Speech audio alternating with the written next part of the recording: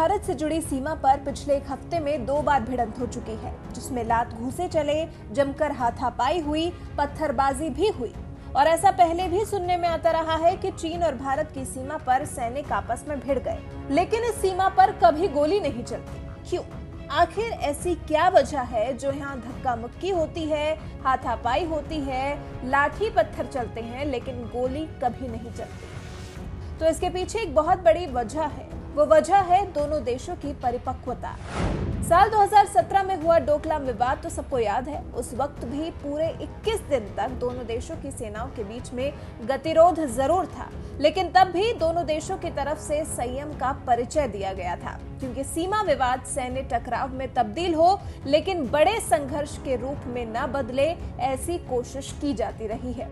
Flag meeting के जरिए विवाद को निपटा लिया जाता है और विवाद हो न हो, दोनों देशों के बीच में फ्लैग मीटिंग्स होती ही रहती हैं। दोनों देशों का बॉर्डर मैनेजमेंट आपसी सामंजस्य बातों के जरिए ही बनाए रहता है। लेकिन सवाल तो जस का तस ही रहा कि जब पाकिस्तान पर गोलाबारी हो सकती है तो चीन पर क्यों नहीं? तो इसकी वजह है भारत और चीन के बीच में साल 1954 में हुआ पंचशील समझौता। जिस समझौते में 5 मुख्य जिन बातों का जिक्र था वो ये कि एक दूसरे की अखंडता और संप्रभुता का सम्मान, एक दूसरे पर आक्रामक न होना, एक दूसरे के आंतरिक मामलों में दखल न देना, समान और परस्पर लाभकारी संबंध बनाए रखना, शांतिपूर्ण सह अस्तित्व। समझौते की ही वजह से दोनों देशों की सेना ने अपने लिए कुछ नियम तय किए हुए हैं, जिनके मुताबिक दोनों देशों की तरफ से फ्रंटलाइन पर तैनात सैनिकों के पास आमतौर पर हथियार नहीं होते हैं। बड़े अधिकारियों के पास हथियार होते भी हैं तो उसकी नोक नीचे की तरफ रखी जाती है। फिर दोनों देश इस बात की गंभीरता को भी समझते हैं कि टकराव के वक्त अगर एक पक्ष से भी गोली चली तो हालात बिगड़ सकते हैं, इसलिए दोनों तरफ से संयम का परिचय दिया जाता है।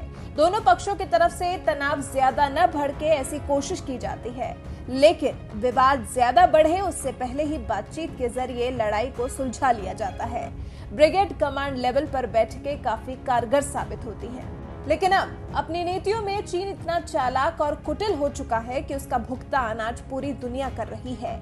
इसलिए भारत को चीन से सावधान रहने की जरूरत है। और अब तो सेना प्रमुख एमएम नरवणे ने पाकिस्तान के साथ साथ चीन की सीमा पर भी आईबीजी की तैनाती का फैसला ले लिया है। जानकारी के लिए आपको बता दें कि चीन और भारत की सीमा पर जो आखिरी गोली चली थी वो साल था 1975। उस वक्त भी दोनों देशों की सेनाओं में से किसी को भी कोई नुकसान नहीं हुआ था।